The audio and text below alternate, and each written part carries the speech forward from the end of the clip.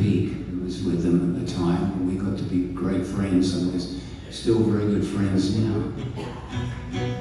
Don became a member of the Wrecking Crew. He's been on a lot of hit records, you know.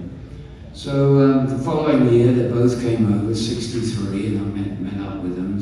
And whenever they came to England in the '60s, I tried to get to see them. And Phil always remembered me, but Don never did. You know.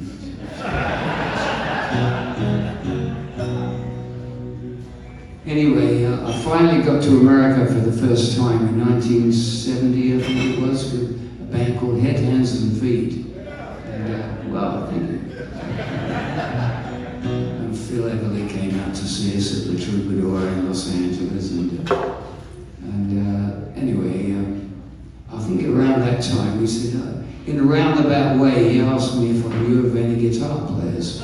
Because he and his brother were looking for one, and I thought, I was heavily committed to the band I was with, so there goes my chance to play with the Eberly brothers, you know. So I guess it was like a year or two later where Don and Phil had a big fight and really didn't speak again for about 10 years. And it was during that period, I think 1973, that I actually became a member of the Crickets. Buddy Holly's old band, the Crickets. Yeah. I've done 3 albums with those guys and a number of tours. They're really great guys, and so I'm very fortunate to have met up with them. Buddy was my hero, of course. And incidentally, I'm going to be playing in Lubbock in August for the Buddy Holly concert there with Dwayne and Peter from the team. Should be a lot of fun.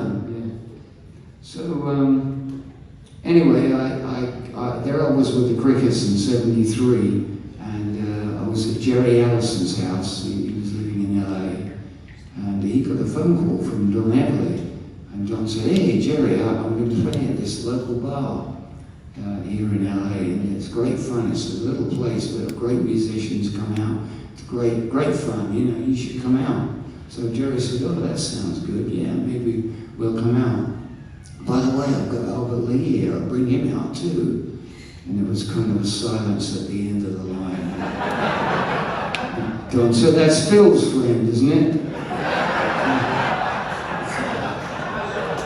Anyway, I took my guitar out to the Sundance Saloon in Calabasas and immediately became Don's friend as well. So, and I ended up doing quite a lot of stuff with Don during that period, about 10 years where he wasn't really speaking to his brother. I was working with other bands, but I was also doing a few other things with Don, which was great fun, including some videos or TV things where he threw me at the deep end. You know, I had a little rehearsal with him.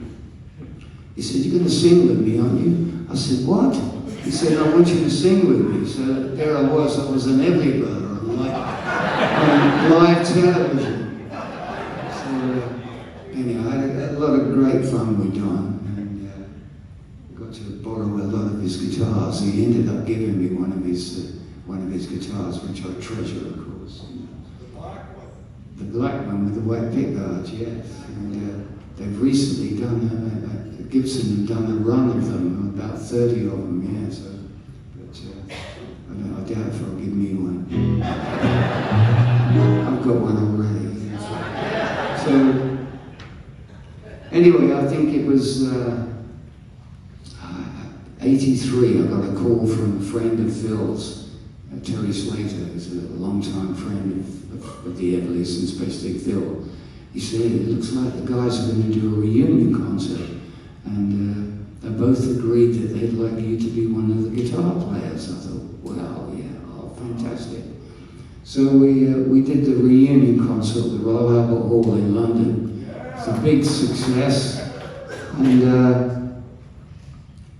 guess it was it was a month or so later, I got another call from Terry. He said, "Looks like the guys have got a record deal and they're going to tour this summer.